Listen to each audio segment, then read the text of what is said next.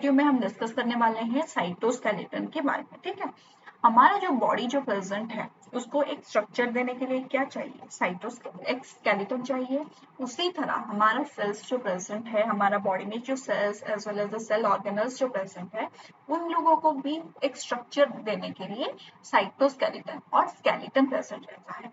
ठीक है, साइटो मतलब क्या, सेल को स्केलेटन प्रोवाइड करने के लिए जो चीज चाहिए उसे हम बोलते हैं cytoskeleton, and is present in all eukaryotic cells. हमारा जो साइटोस्केलेटन है वो तीन तरह के हो सकते हैं। क्या क्या? The first one is microfilament. Okay, ये जो माइक्रोफिलामेंट जो प्रेजेंट रहता है वो एक्टिन सब यूनिट से बन रहा है और इसका जो डायमीटर जो प्रेजेंट है इट इज 7 to 9 नैनोमीटर।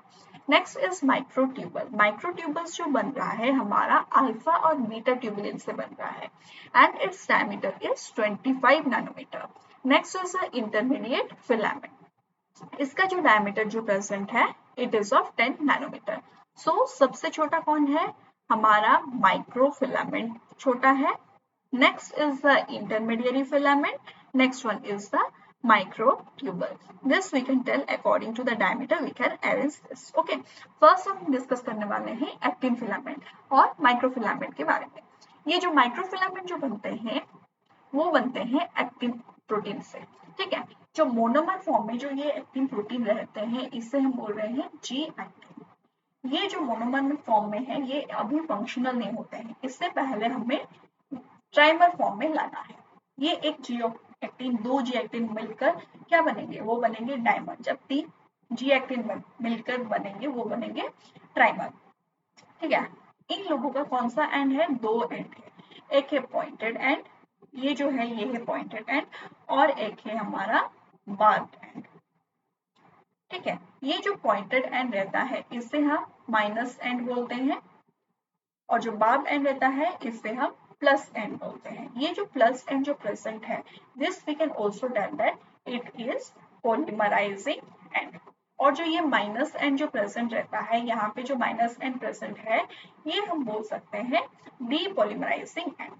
ठीक है, यहाँ पे बोथ पॉलीमराइजेशन और डीपॉलीमराइजेशन रहता है, लेकिन हमारा प्लस एंड में जो पॉलीमराइजेशन होता है वो थोड़ा फास्ट हो रहा है एज कम्पेयर टू डीपॉलीमराइजेशन में। जब ये एक फिलामेंट बन जाएगा इसे हम बोल रहे हैं एफ एक्टिन। ओके, सो चलिए देखते हैं कैसे कौन कौन सा फेज होता है इस जी एक्टिन से एफ एक्टिन बनने में, कौन कौन सा फेज रहता है। ये देखो, जी एक्टिन का मोनोमर फॉर्म है। Now there is a phase known as nucleation phase. ये जो न्यूक्लिएशन फेज है वो ट्राइमर के फॉर्म में होगा, उसके बाद और एक एक आकर ज्वाइन होंगे। न्यूक्लिएशन फेज किसे बोलते हैं, एक सब यूनिट प्रेजेंट है जी एक्टिन, वो बनेगा डाइमर, नेक्स्ट बनेगा trimer. This is the nucleation phase. Next होता है हमारा एलोंगेशन फेज। जब कभी भी ये तीन ट्राइमर के बाद नेक्स्ट एक्टिन प्रोटीन्स आकर बाइंड करेंगे, this is the elongation phase. ठीक है, next is the steady state. Steady state में क्या हो रहा है, हमारा polymerization as well as depolymerization का प्रोसेस होता है। ठीक है, इस जो ट्राइमराइजेशन जो हो रहा है हमारा न्यूक्लिएशन फेज में, इसे बनाने के लिए भी एक प्रोटीन चाहिए। वो कौन सा प्रोटीन है, वो है फॉर्मिन प्रोटीन। ये जो फॉर्मिन प्रोटीन है वो एक डाइमर प्रोटीन है। ठीक है, और इनका टू सब यूनिट्स रहता है, ये है FH1 और एक है FH2। यहाँ पे भी हो रहा है, होता है FH1, यहाँ है FH2। ये एक डाइमर प्रोटीन है। ये जो FH2 जो प्रोटीन है this is known as nucleation. That means यहाँ पे जो सब यूनिट जो प्रेजेंट है यहाँ पे न्यूक्लिएशन होगा, कहाँ, FH2 पे। FH1 में क्या होगा, यहाँ पे जो है यहाँ होगा एलोंगेशन। ठीक है, सो चलिए देखते हैं कैसे न्यूक्लिएशन होगा। यहाँ पे था एक सब यूनिट, नेक्स्ट सब यूनिट आकर ज्वाइन हुआ, यहाँ है थर्ड सब यूनिट। ये जो फेज होता है इसे बोलते हैं हम nucleation phase and it is taking in the formin dimer in the FH2 सब यूनिट। नेक्स्ट आएगा हमारा एलोंगेशन फेज जो कि होगा FH1 सब यूनिट के पास। यहाँ पे नेक्स्ट जी एक्टिन आकर एक फिलामेंट का फॉर्मेशन हुआ जो हुआ हमारा FH1 सब यूनिट में। ठीक है, नाउ यहाँ पे भी देखो वही बात बोला है that it is having three phases. First is nucleation phase जो कि हम लैग फेज भी बोल सकते हैं। Next is the elongation phase जो कि हम ग्रोथ फेज बोल सकते हैं। Next is the steady phase और इक्विलिब्रियम फेज। यहाँ पे क्या हो रहा है, ये जो एक्टिन सब यूनिट्स प्रेजेंट है वो सिंगल सिंगल एक्टिन सब यूनिट्स प्रेजेंट है। यहाँ पे आकर वो ट्राइमर के फॉर्म में आया, उसके बाद ये जो है ये एलोंगेशन फॉर्म में है। ये देखो ये एक जो सब यूनिट जो प्रेजेंट है वो आकर यहाँ पे ज्वाइन हो रहा है, यहाँ पे इस तरह ज्वाइन हो रहा है। ये देखो यहाँ पे दो सब यूनिट आकर ज्वाइन हो गया, दैट मीन्स यहाँ पे कंसंट्रेशन ज्यादा है। तो कौन सा एंड हो सकता है, ये हो सकता है हमारा पॉजिटिव एंड और बार्ब एंड। ये यहाँ पे क्या हुआ, यहाँ पे एक ही आकर सब यूनिट ज्वाइन हो सकता है, that means it is the negative end और पॉइंटेड एंड। ठीक है, यहाँ पे एक बात है, concentration of monomers at steady state, जिसको कि हम क्रिटिकल कंसंट्रेशन भी बोल सकते हैं। In details we will see about the critical concentration also. So in the steady phase actin filaments with subunit coming on and off. यहाँ पे क्या हो रहा है, स्टेडी स्टेट पे वो कांस्टेंट है, जितना पोलीमराइजेशन हो रहा है उस उतना डीपोलीमराइजेशन के प्रोसेस भी कंटिन्यू हो रहा है। ठीक है, तो यहाँ पे देखो, यहाँ पे जो है परफॉर्म फिलामेंट सिड एडेड किया, मतलब क्या है, यहाँ पे जो न्यूक्लिएशन के लिए जो टाइम चाहिए यहाँ पे वो टाइम नहीं चाहिए, क्योंकि हमने कुछ ऐसे फिलामेंट दिया है जो कि ऑलरेडी ट्राइमर फॉर्म में है, so that it does not need the time which is required for the nucleation। तो यहाँ पे क्या होगा, यहाँ पे डायरेक्ट हमारा elongation phase स्टार्ट हो जाएगा। ठीक है, ये we can say that this is the elongation phase। next comes the steady phase। ठीक है, यहाँ पे हमारा न्यूक्लिएशन का फेज नहीं चाहिए और लैग फेज नहीं चाहिए। Critical concentration unchanged by addition of nucleus. यहाँ पे जो है हमारा क्रिटिकल कंसंट्रेशन, जब हम न्यूक्लियस को ऐड भी कर सकते हैं, यहाँ पे हमारा क्रिटिकल कंसंट्रेशन चेंज नहीं होगा। इन डिटेल्स हम देखेंगे ये क्रिटिकल कंसंट्रेशन जो है ये क्या होता है। डिस्कस करेंगे क्रिटिकल कंसंट्रेशन के बारे में, क्रिटिकल कंसंट्रेशन के बारे में। अब हम डिस्कस कर रहे थे माइक्रोफिलामेंट के बारे में, जिससे हम बोल सकते हैं एक्टिन फिलामेंट। ठीक है, ये जो एक्टिन फिलामेंट बन रहा है ये एक्टिन सब यूनिट से बन रहा है और इनका दोनों एंड है, एक है प्लस एंड और एक है माइनस एंड। जो पोलीमराइजेशन का रेट रहता है हमारा प्लस एंड में ज्यादा रहता है as compare to the minus end. So पहले हम देखेंगे क्रिटिकल कंसंट्रेशन क्या होता है। ये जो क्रिटिकल कंसंट्रेशन है ये है minimum amount of actin subunit required for polymerization. हमारा जो पॉलीमराइजेशन का प्रोसेस है उसके लिए एक मिनिमम अमाउंट ऑफ एक्टिन चाहिए, उसे हम बोलते हैं क्रिटिकल कंसंट्रेशन ऑफ एक्टिन। ठीक है, यहाँ पे जो क्रिटिकल कंसंट्रेशन होता है ये जो माइनस एंड पे जो है दैट इज 0.6 माइक्रोमोलर और ये जो प्लस एंड पे है दैट इज 0.1 माइक्रोमोलर। ठीक है, तो लेट अस सी, अगर एक केस है like we will take case 1। जो केस 1 जो है इसका क्रिटिकल कंसंट्रेशन सपोज है 0.2। ओके, तो क्या होगा, ये जो 0.2 है 0.1 से ज्यादा है, दैट मीन्स ये अमाउंट इज मोर। तो इस कंडीशन पे क्या होगा, हमारा जो प्लस एंड है यहाँ पे हमारा पोलीमराइजेशन होगा। उसी टाइम पे ये माइनस एंड का क्रिटिकल कंसंट्रेशन क्या है 0.6। तो हमारा क्रिटिकल कंसंट्रेशन हमने क्या दिया है 0.2 दिया है। तो उस टाइम पे यहाँ पे पोलीमराइजेशन नहीं हो सकता है, क्यों, because the amount of actin subunits which is present here is 0.2। But यहाँ पे पोलीमराइजेशन होने के लिए हमें कितना चाहिए सबयूनिट्स, हमें 0.6 माइक्रोमोलर चाहिए, which is very much greater than this concentration। तो ये केस पे जब क्रिटिकल कंसंट्रेशन 0.2 होगा उस टाइम पे पोलीमराइजेशन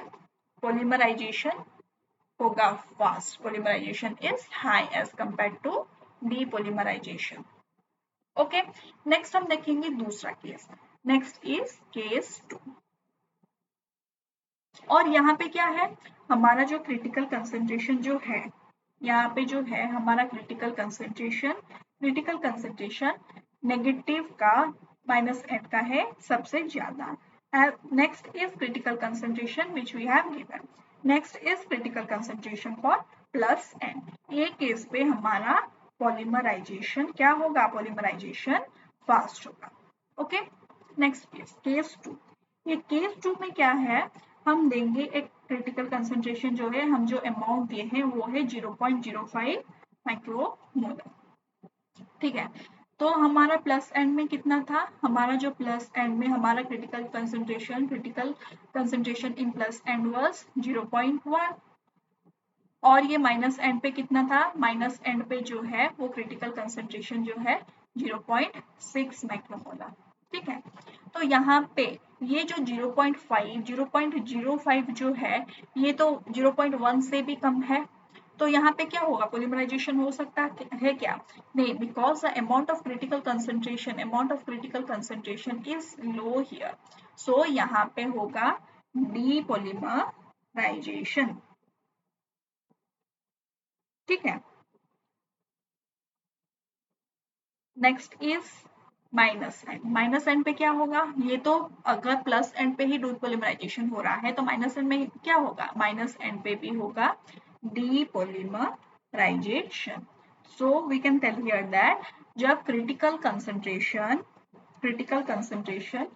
अब सबसे ज्यादा किसका है, हमारा सबसे ज्यादा है क्रिटिकल कंसंट्रेशन माइनस एंड का, उसके बाद किसका है critical concentration of C plus और प्लस एंड का, नेक्स्ट किसका है, सबसे कम है हमारा क्रिटिकल कंसंट्रेशन जो हमने दिया है. तो इस कंडीशन में क्या होगा, बोथ साइड डीपोलिमराइजेशन होगा. नेक्स्ट हम देखेंगे थर्ड केस 3. ठीक है, इस केस में क्या है, क्रिटिकल कंसंट्रेशन जो है ये है 0.8 माइक्रोमोलर. तो हमारा क्या था, हमारा जो माइक्रोफिलामेंट जो प्रेजेंट है उसका प्लस एंड पे था, प्लस एंड पे पॉजिटिव एंड पे था हमारा क्रिटिकल कंसंट्रेशन 0.1 और हमारा माइनस एंड पे था, सी माइनस में क्या था 0.6. हमारा क्रिटिकल कंसंट्रेशन हमने जो दिया है वो क्या है 0.8 माइक्रोमोलर, जो कि नेगेटिव का क्रिटिकल कंसंट्रेशन पे से भी ज्यादा है और पॉजिटिव का क्रिटिकल कंसंट्रेशन पे से भी ज्यादा है. तो क्या होगा, यहाँ पे बहुत सारा एक्टिन सब यूनिट्स प्रेजेंट है, तो ये पॉजिटिव एंड पे भी जाकर पॉलीमराइजेशन करेगा और नेगेटिव एंड पे भी जाकर पॉलीमराइजेशन करेगा. So when the critical concentration is more than the positive, यहाँ पे क्या है, फर्स्ट क्रिटिकल कंसंट्रेशन सबसे ज्यादा ये है, उसके बाद माइनस का है, उसके बाद क्रिटिकल कंसंट्रेशन ऑफ प्लस है. ये केस में क्या होगा, polymerisation both and.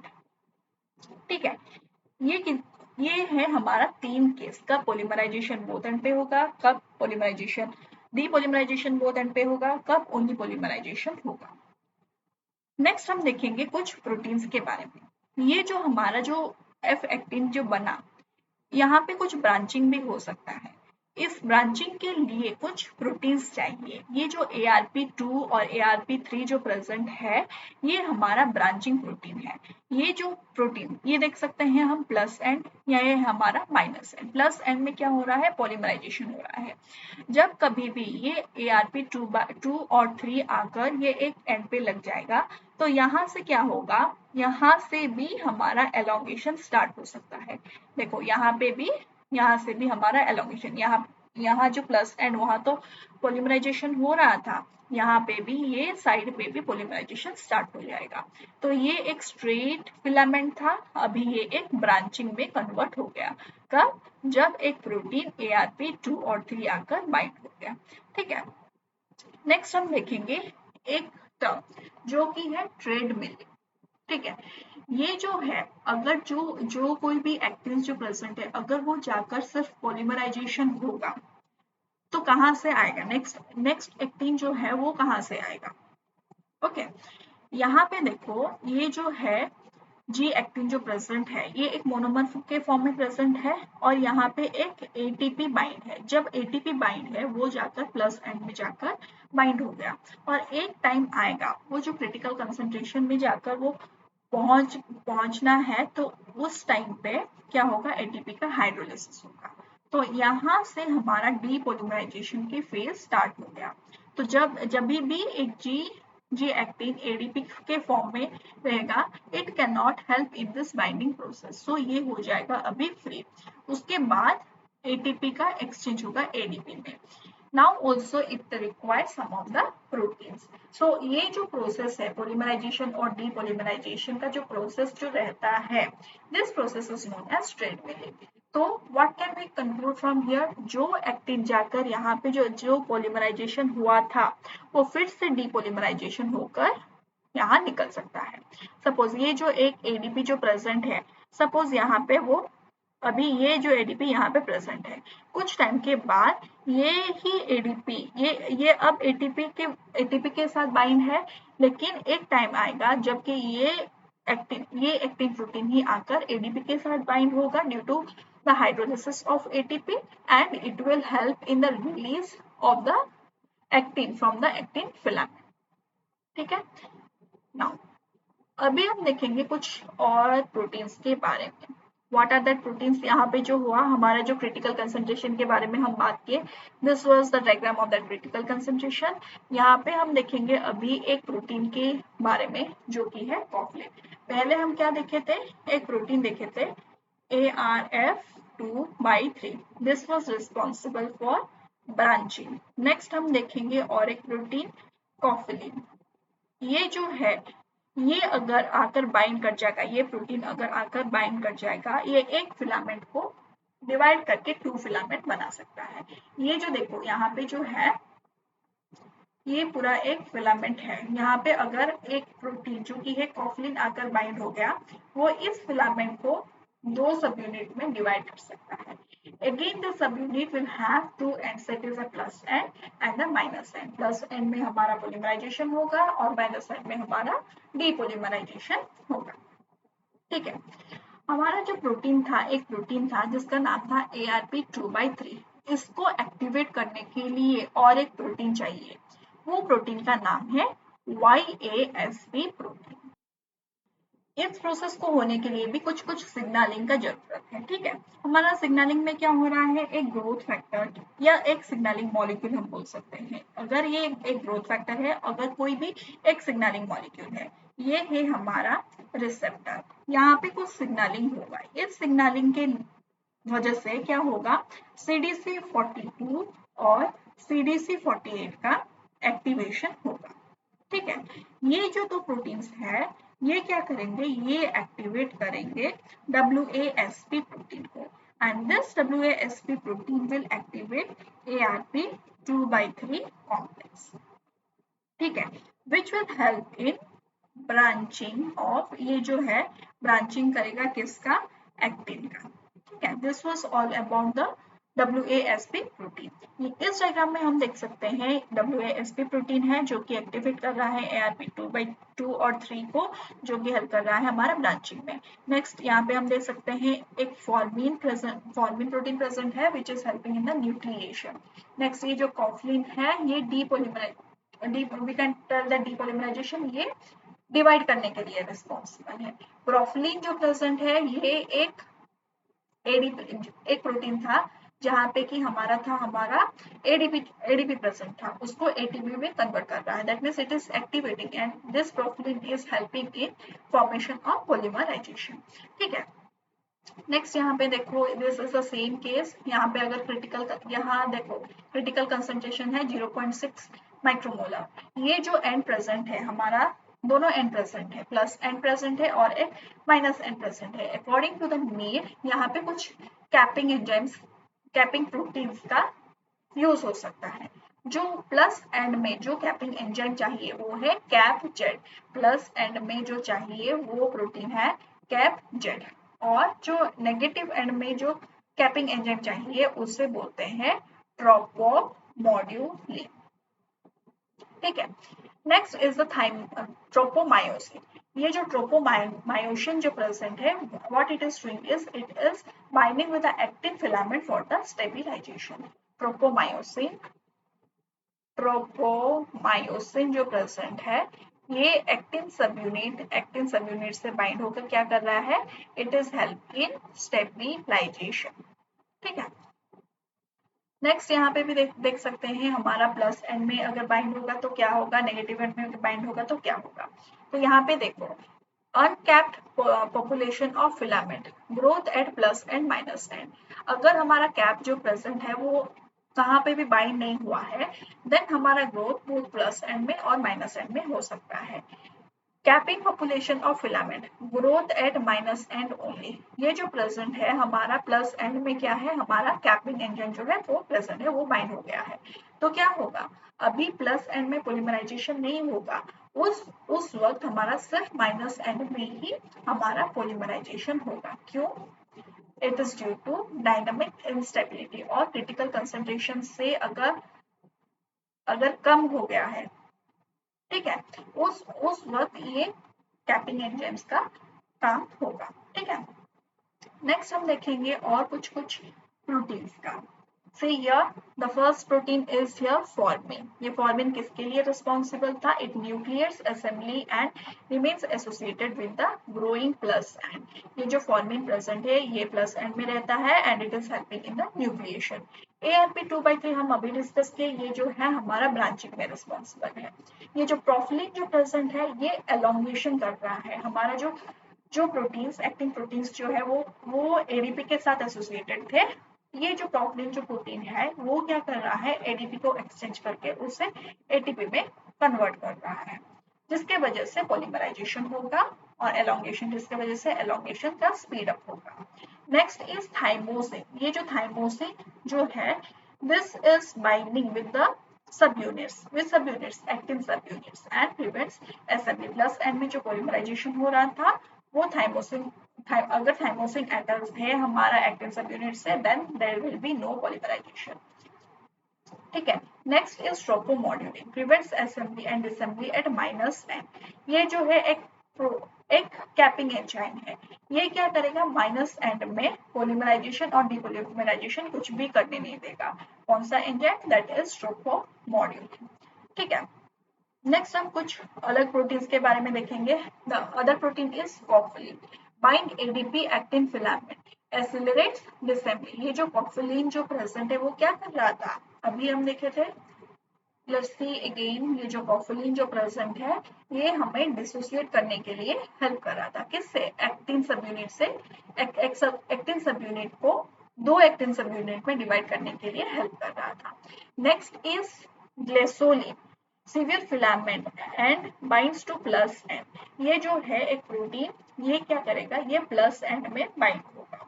Next is capping protein जो प्रेजेंट है, prevents assembly and disassembly at plus and.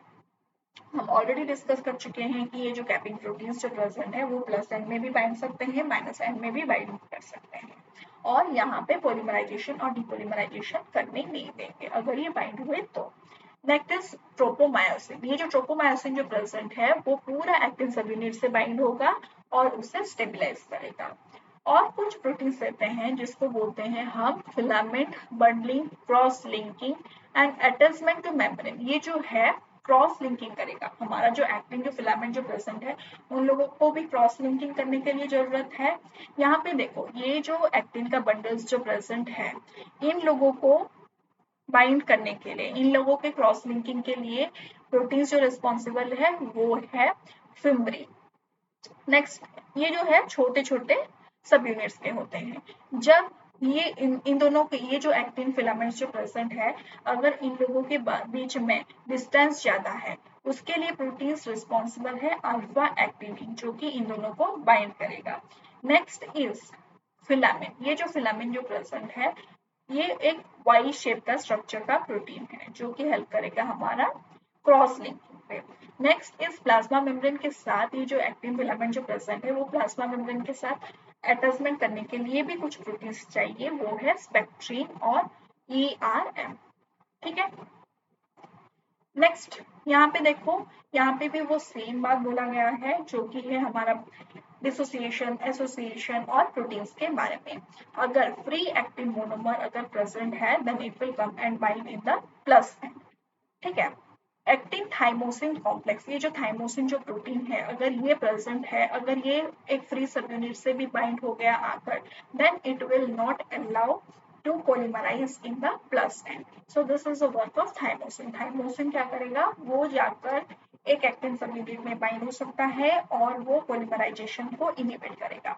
यहाँ पे देखो फ्री एक्टिन मोनोमर प्रेजेंट है, यहाँ आकर बाइंड कर सकता है एक प्लस एंड पे।